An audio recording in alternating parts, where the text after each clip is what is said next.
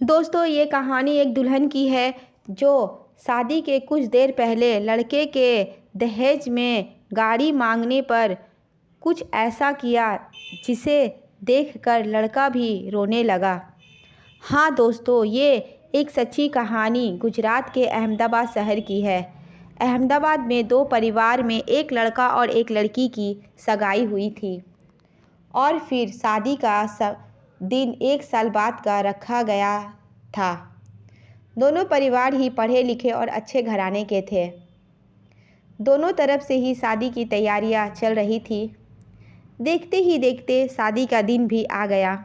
इधर लड़की वाले शादी में कोई कमी ना रहे इसलिए बारातियों का अच्छी तरह से इंतज़ाम किए हुए थे और दहेज में भी किसी तरह की कोई कमी ना थी। उधर लड़का वाले भी बड़े ही धूमधाम से बारात लेकर लड़की वाले के दरवाजे पर आ पहुंचा। तो लड़की वालों ने भी बड़े ही शानदार तरीके से बारातियों का स्वागत किया। लेकिन शादी के कुछ ही देर पहले लड़के ने गाड़ी की मांग की और कहने लगा कि अगर गाड़ी ना मिलेगा तो वह ये शादी भी नहीं करेगा। तो ये सब बातें सुनकर लड़की वाले और उसका पिता हैरान और परेशान हो गए। वे कहने लगे कि आप लोगों का तो गाड़ी का कोई मांग ना था, तो फिर ये सब अचानक क्यों? अब मैं अचानक से गाड़ी कहाँ से लाऊंगा? तो फिर दूल्हा ने कहा कि ये तो आम बात है दहेज में गाड़ी देना। मुझे भी लगा कि आप भी दहेज में कार देंगे, इसलिए हम लोग दहेज में कार की कोई मांग नहीं किया। अब मुझे तो गाड़ी चाहिए ही चाहिए। जब ये सारी बातें लड़की को मालूम हुआ तो लड़की ने शादी ना करने से साफ साफ मना कर दिया। उसने इस शादी को ना करने का फ़ैसला किया। तो फिर उसका पिता ने उसे समझाया कि देखो बेटी, अगर ये शादी नहीं हुआ और फिर बारात वापस लौट गया तो हमारी इतनी बेइज्जती होगी, हमारा इज्जत चली जाएगी। तुम शादी के लिए हाँ कर दो, मैं कुछ ना कुछ करता हूँ।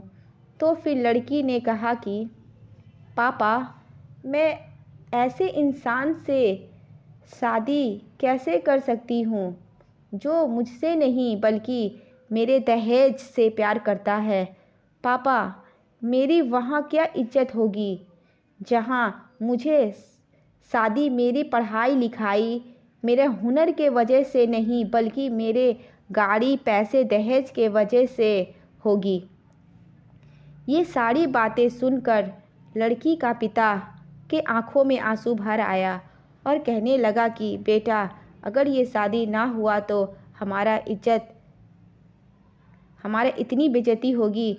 देखो, मैं तुम्हारा पैर पड़ता हूँ, तुम ये सारी बातें छोड़ दो और शादी के लिए तैयार हो जाओ। मैं गाड़ी का इंतज़ाम करता हूँ। जब मैं इतनी सारी दहेज का इंतज़ाम कर सकता हूँ तो ये गाड़ी का भी इंतज़ाम कर ही लूँगा। लड़की ने अपने पापा के आंखों में आंसू देखकर शादी के लिए तैयार हो गई और फिर उन दोनों का शादी भी हो गया। शादी के 2 दिन बाद ही लड़की के पिता ने गाड़ी का इंतज़ाम कर दिया और फिर गाड़ी लेकर लड़का बहुत खुश हो गया। लड़का उस गाड़ी में अपनी पत्नी को बिठाया और अपने घर ले जाने लगा। वह गाड़ी बहुत तेज़ चला रहा था और गाड़ी में म्यूज़िक भी बहुत तेज़ कर दिया था, जिससे लड़की कहने लगी, आप म्यूज़िक थोड़ा कम कर दे और गाड़ी का स्पीड भी थोड़ा कम कर दे, मुझे बहुत डर लग रहा है। तो लड़का ने कहा कि आज मैं बहुत खुश हूँ, आज मैं अपनी खुद की गाड़ी चला रहा हूँ। मैं अपने दोस्तों का ही गाड़ी चलाया करता था। मेरा सपना था कि मेरा भी अपना गाड़ी हो, लेकिन मेरा इतना हैसियत ना था कि मैं गाड़ी खरीद सकूं। इसलिए मैं तुम्हारे पापा से गाड़ी की मांग की और देखो, तुम्हारे पापा ने भी मुझे कार दे ही दिया।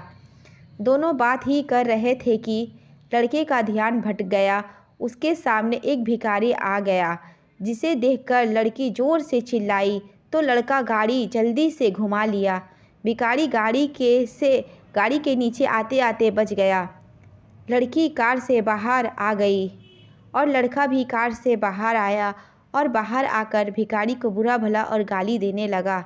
लड़की दौड़कर भिखारी को उठाते उठाते कहने लगी, बाबा आप ठीक तो हो ना?